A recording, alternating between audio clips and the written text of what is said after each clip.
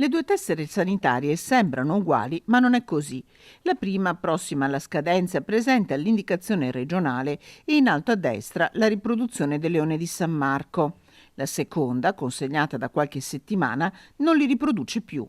Una decisione assunta 2 anni fa dai funzionari del Ministero dell'Economia e delle Finanze, contro cui già allora si era mosso Luciano Sandonà, consigliere regionale della lista Zaia.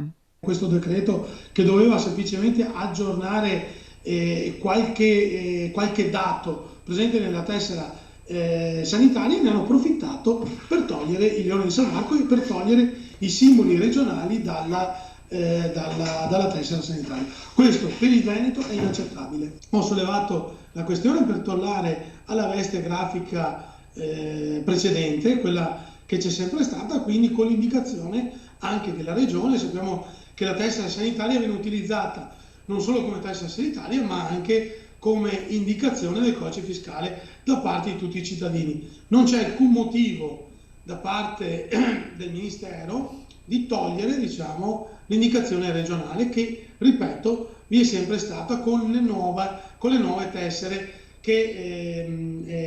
la cui veste grafica era stata decisa 10 anni prima. Luciano Sandonà domani porterà una mozione sul tema durante il Consiglio regionale, un'applicazione del decreto del 2022 quasi a orologeria che stride con l'avvio della discussione del decreto sull'autonomia in calendario il 29 aprile alla Camera dei Deputati. C'è un progressivo accentramento delle funzioni verso Roma. E questi sono segnali di allarme che arrivano da più parti. Del resto abbiamo visto il dibattito sull'autonomia, che dovrebbe essere normale in un paese normale e civile. Ricordiamo che i paesi più avanzati nel mondo sono tutti paesi federali. Questo credo faccia parte anche di un certo tipo di idea che si stanno facendo certi magari funzionari a livello statale, perché questo non è opera politica.